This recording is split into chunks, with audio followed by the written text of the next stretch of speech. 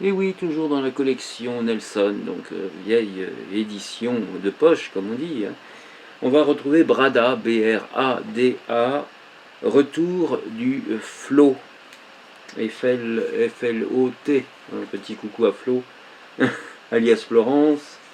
Évidemment, mais là ça s'écrit comme un flot, et c'est l'auteur, j'ai trouvé sur Google, 1847-1938, qui serait une comtesse apparemment.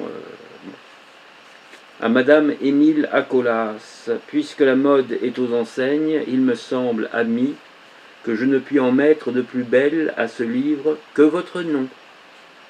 Retour du flot, chapitre 1. La journée d'octobre finissait, froide et embrumée, dans une sensation de mystère. La nuit qui tombait était chargée de tristesse.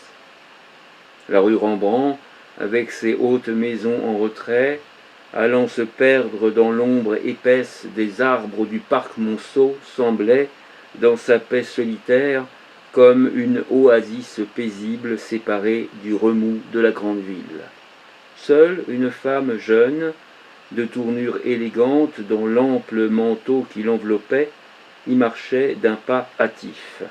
Elle allait et venait d'un mouvement automatique, descendant et remontant le court tronçon de trottoir qui va de la rue de Lisbonne à la rue de Courcelles. Arrivée là, elle s'arrêtait et contemplait longuement la façade d'une des maisons vis-à-vis d'elle, puis reprenait sa faction monotone, comme dans l'impossibilité de s'éloigner. Page 8. À l'observer, on se serait sûrement figuré qu'elle attendait quelqu'un, et cependant les yeux profonds qui s'élevaient avec une ardeur de désir vers le second étage, dont les fenêtres commençaient à s'éclairer, ne cherchaient qu'une ombre, l'ombre d'une petite enfant qui était née là, derrière ces murs, 11 ans auparavant, et qui dormait maintenant sous du marbre et des rosiers blancs. Comme la nuit s'épaississait, que lentement, l'un après l'autre, les réverbères s'allumaient, piquant les ténèbres de leur clarté tremblante, la jeune femme revint s'adosser contre la grille d'un des jardinets. Elle y demeura un moment immobile, perdue dans ses pensées. Ses doigts fins se croisèrent dans un geste d'angoisse. Son visage s'inonda de larmes, puis brusquement, elle eut le mouvement de fuir, et, sans regarder à droite ni à gauche, s'élança pour traverser la chaussée. À la même seconde, le tonnerre d'une automobile qui débouchait de la rue de Courcelles la paralysa d'une terreur subite. Elle hésita, incertaine, si elle devait avancer ou reculer, et eût été certainement renversée si une main vigoureuse ne l'avait saisie et d'un geste brusque rejetée sur le trottoir. Page 9.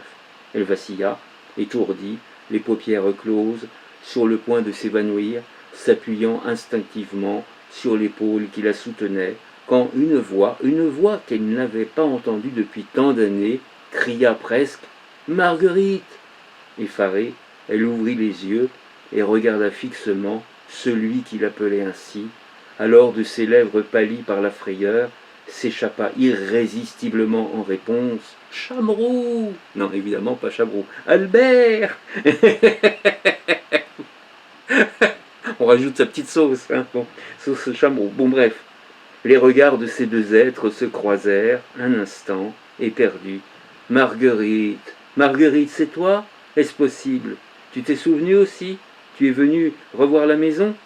Et le bras qui lui avait été si secourable s'empara du sien, le serrant à le broyer. Dans un saisissement qui lui ôtait presque le souffle, la jeune femme demeurait figée, n'ayant pas la force de secouer l'étreinte qui la maîtrisait. Pourtant, avec peine, elle parvint à murmurer, page 10, « Oui, j'étais venu, mais ne me parlez pas ainsi, laissez-moi. » Lui, alors, la tenant toujours, se rapprocha, et lui parlant plus bas et de plus près, « Il y a aujourd'hui 11 ans, Marguerite.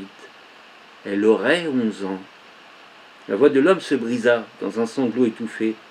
La mère pleurait, le corps secoué. Tendrement, il l'apaisa. « Pleure, Marguerite, pleure ta fille. avec son père, car c'est moi qui suis le père d'Yvonne, c'est moi qui suis ton mari, le mari de ta jeunesse, tu l'as bien oublié? Ce n'est pas moi qui ai oublié, répondit-elle fièrement. Et, comme rappelée par ces paroles à la mémoire des griefs endurés, elle essaya de dominer son émotion. Viens, continua-t-il sans paraître entendre sa protestation, allons dans le parc, il est désert à cette heure, viens, emmenons Yvonne avec nous, comme autrefois. Elle céda, docile.